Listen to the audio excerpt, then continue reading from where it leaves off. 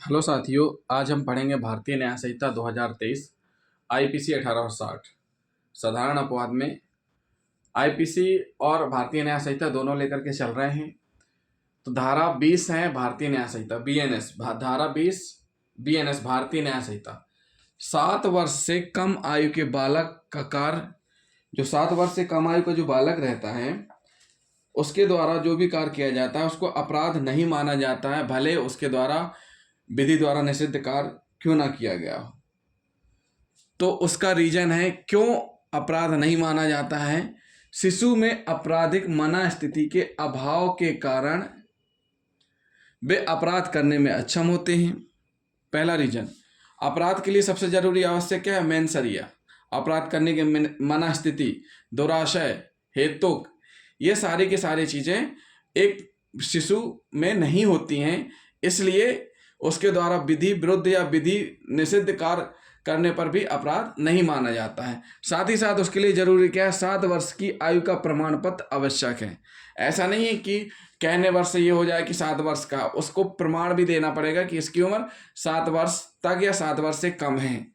तो कुछ मामले हैं जिनमें हम नजर डालेंगे, जिनमें अपराध होने के बावजूद भी अपराध नहीं माना गया है और इनके द्वारा अपराध किए जाने पर कोई भी कार्रवाई या कोई भी एफआईआर तक दर्ज नहीं की जाएगी। क्यों? क्योंकि इनके द्वारा जो भी कार्य किया गया है उस स्थिति में किया गया है कि उनकी आपराधिक मनस्थिति है ही नहीं, ना तो उनका हेतुक है, ना ही उनको समझ है अच्छे बुरे की। तो इसलिए जो 1 से लगा करके 7 साल, यानी कह सकते हैं 7 वर्ष तक की, 7 वर्ष से जितने भी नीचे के बच्चों के द्वारा कोई कार्य किया जाता है उस स्थिति में अपराध नहीं माना गया है।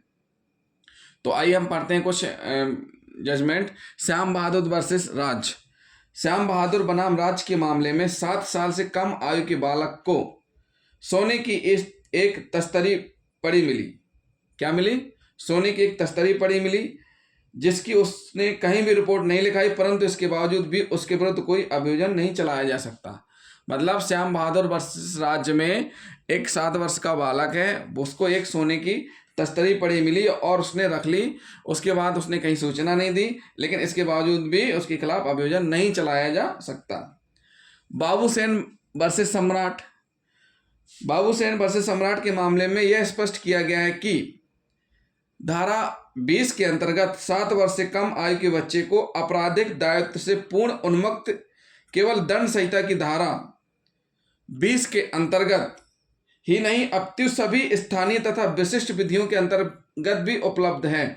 मतलब इसके तहत ही नहीं, बाकी सभी उनमें भी क्या माना गया है? अपराध नहीं माना जाएगा। क्या माना जाएगा? कि उसके द्वारा जो भी कार्य किया गया ऐसा है जो उसकी आपराधिक मनस्थिति में नहीं था और वह उस चीज को समझता नहीं था, उसको उस चीज की समझ नहीं थी। फिर है कृष्ण भगवान वर्सेस बिहार राज के मामले। कृष्ण भगवान वर्सेस बिहार राज के मामले में यह अभी निर्धारित किया गया कि बिहार बाल अधिनियम 1982 के अंतर्गत यदि कोई बालक विचारण के समय या दंडित किए जाते समय उन्मुक्ति की आयु पूर्ण कर चुका है तो उसके विरुद्ध कार्रवाई जारी रहेगी। मतलब कह रहे हैं कि विचारण के समय, दंडित किए जाते समय, मतलब जब अपराध हुआ उस समय वो 6 वर्ष का था, 5 का था, लेकिन जब मामला कोर्ट में आया, चालान पुटअप हो गया, विचारण चालू हुआ, उस समय अगर उस बालक की उम्र 7 वर्ष से अधिक हो जाती है, 7 वर्ष की आयु पूर्ण कर चुका है, तो उसके विरुद्ध कार्रवाई जारी रहेगी। इस बात में न्यायालय ने अभिमत व्यक्त किया कि इस धारा के प्रावधान सुधारात्मक स्वरूप हैं। मतलब प्रावधान क्या रहेंगे? सुधारात्मक रहेंगे। मतलब ट्रायल के दौरान अगर उसकी उम्र जो 7 वर्ष है उससे अधिक है तो उसमें दंड नहीं रहेगा, दंड के रूप में क्या रहेगा? सुधारात्मक स्वरूप रहेंगे।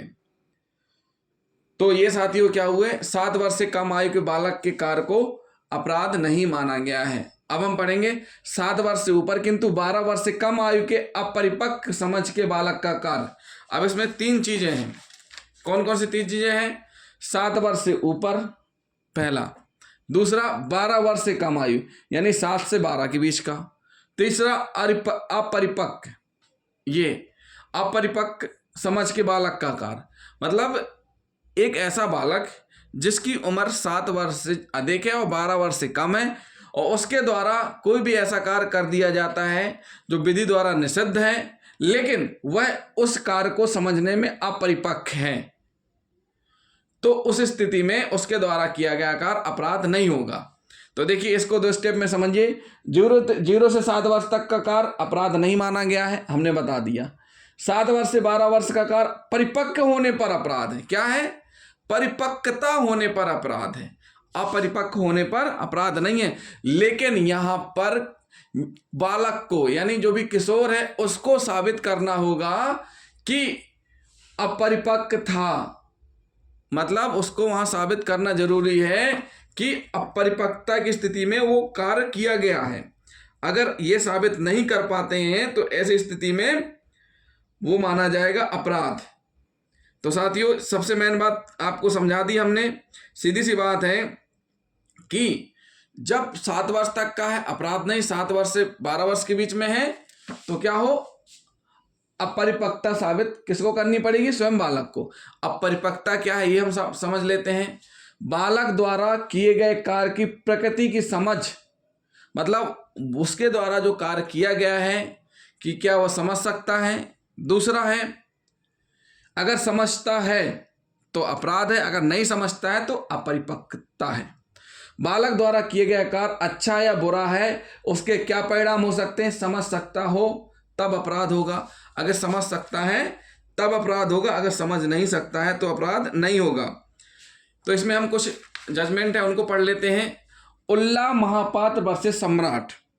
उल्ला महापात्र बनाम सम्राट के बाद में एक लड़का जो 11 वर्ष से 12 वर्ष की आयु के बीच का था, एक लड़का, एक बालक, किसमें? उल्ला महापात्र वर्सेस सम्राट में एक बालक जो 11 वर्ष से 12 वर्ष की आयु के बीच का था, एक तेज धार वाला चाकू लेकर यह कहता हुआ कि मार दूंगा, खत्म कर दूंगा, उसने वास्तव में चाकू से मृतक को चोट पहुंचाई जिससे उसकी मृत्यु हो गई। इस मामले में यह स्पष्ट था कि बालक जो मारने का आशय रखता था उसने उसे पूरा कर दिखाया और उसमें परिणामों की गंभीरता को समझने की परिपक्वता थी। अब समझ में आया दोस्तों? उल्ला महापात्र वर्सेस सम्राट में एक बालक है जिसकी उम्र 11 से 12 वर्ष के बीच की है, उसके हाथ में एक धारदार चाकू है और वह बोल रहा है कि मार दूंगा, खत्म कर दूंगा, कहता हुआ, चाकू लेकर के कहता हुआ जा रहा है कि मार दूंगा, खत्म कर दूंगा, और उसने वास्तव में चाकू मार करके चोट पहुंचाई जिससे जिसको चोट मारी उसकी मृत्यु हो गई। तो न्यायालय ने क्या माना कि बालक जो मारने का आशय रखता था उसने उसे पूरा कर दिखाया और उसमें परिणामों की गंभीरता को समझने की परिपक्वता थी। न्यायालय ने अभिनिर्धारित किया कि अपचारी के आचरण से यह नहीं कहा जा सकता कि वह अपने कार्य की प्रकृति और परिणाम नहीं जानता था। अतः उच्च न्यायालय ने उसे 5 वर्ष का बाल गृह सुधार गृह भेजा, मतलब 5 वर्ष के लिए सुधार गृह भेजा। एक और मामला है हीरालाल बनाम बिहार राज्य, इसको भी हम देख लेते हैं। हीरालाल बनाम बिहार राज्य के मामले में बालक ने अपने 2 भाइयों के साथ मिलकर नियोजित ढंग से एक पैने धारदार औजार से एक व्यक्ति पर खतरनाक वार किया। बालक की अपरिपक्वता के बारे में किसी साक्ष्य के अभाव में उसे धारा 326 के अपराध के लिए दोषी ठहराया गया तथा इस धारा का संरक्षण देने से मना कर दिया गया। क्यों? क्योंकि वह उसके परिणाम को जानता था। फिर है मुसम्मात अमीना वर्सेस सम्राट में एक स्त्री जो कि लगभग 10 वर्ष की थी, उसके पति व ससुर ने गालियां दी जिन्हें वह उस समय तो चुपचाप सुनती रही, परंतु रात को जब उसका पति सो रहा था उस स्त्री ने तेज धार वाला हथियार लेकर उसके गले पर प्रहार किया जिसके परिणाम स्वरूप उसकी मृत्यु हो गई। इस घटना के बाद वह भाग गई और अपने आप को छिपा लिया। पति की हत्या के लिए उसका अभियोजन किया गया जिसमें बचाव पक्ष ने उपरोक्त धारा का बचाव किए जाने की मांग की, परंतु न्यायालय ने उसके अपराध कार्य के बाद भाग जाने और छिप जाने वाले आचरण के आधार पर यह अभिनिर्धारित किया कि वह परिपक्व समझ वाली थी। आचरण कैसे समझ में आया? आचरण मतलब उसने घटना को अंजाम दिया, भाग गई और छिप गई, जिस कारण उसको क्या माना गया, उस अपराध के लिए दोषी माना गया। मुसम्मात अमीना वर्सेस सम्राट। एक और मामला हम देख लेते हैं, गोदी बनाम सम्राट। गोदी बनाम सम्राट के एक पुराने वाद में अभियुक्ता या कह सकते हैं अपचारी एक 10 वर्ष की लड़की थी, जिस पर पहले पति के जिंदा होते हुए दूसरी शादी करने के कारण बहुविवाह का आरोप था। प्रस्तुत किए गए साक्ष्य से यह निष्कर्ष निकलता था कि अपचारी को ना तो पहली शादी का ज्ञान था, ना ही दूसरी शादी का। उसने स्वयं अपनी इच्छा से की थी, बल्कि वह तो उसकी मां के द्वारा की गई थी। परिपक्व समझ के अभाव के कारण उसे दोष मुक्त किया गया। गोदी बनाम सम्राट मतलब पहले के समय में जब बाल विवाह हो जाते थे, उस समय की स्थिति है कि एक 10 वर्ष की लड़की थी, जिस पर पहले पति के जिंदा होते दूसरी शादी करने के कारण बहुविवाह का आरोप था। तो उसमें यह माना गया कि उसकी मां के द्वारा दूसरी शादी की गई है, इसलिए उसको उससे दोष मुक्त किया गया।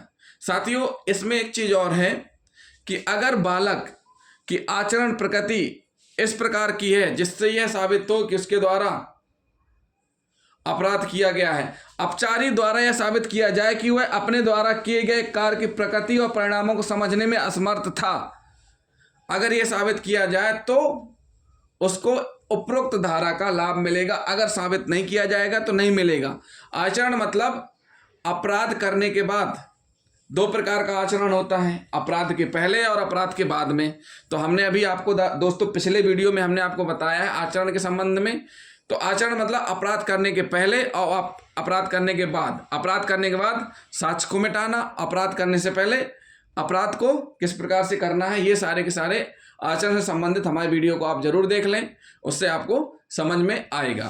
तो इसमें मलिक बनाम बिहार राज्य को हम पढ़ लेते हैं। क्या कहा गया है? मलिक बनाम बिहार राज्य के मामले में अपचारी जो कि 12 वर्ष से कम का बालक था, अपने पिता और भाइयों को पिटता देख लाठियों व तलवार से वार करने लगा। बचाव में उसके 12 वर्ष से कम होने का तर्क दिया गया तो न्यायालय ने अभिनिर्धारित किया कि 15 वर्ष से कम आयु के बालक के लिए यह अवधारणा होगी कि वह विवेक की आयु तक नहीं पहुंचा है, परंतु इस अवधारणा को शरारतपूर्ण विवेक और सारगर्भित साक्ष्य द्वारा खंडित किया जा सकता है, क्योंकि अपराध करने की क्षमता उसकी विवेक शक्ति के आधार पर पाई जाती है। इसमें भी बोला गया। साथ ही साथ एक बार बता दें साथियों, जहां इंग्लैंड में 14 साल से कम आयु के बालक को सेंधमारी या बलात्कार के अपराध से आरोपित नहीं किया जा सकता, परंतु भारत में 12 वर्ष से ऊपर की आयु के बालक को बलात्कार के अपराध के लिए सिद्ध दोष किया जा सकता है। क्या किया जा सकता है? भारत में सिद्ध दोष किया जा सकता है। तो ये साथियों ये हो गए क्या, धारा 20 और धारा 21।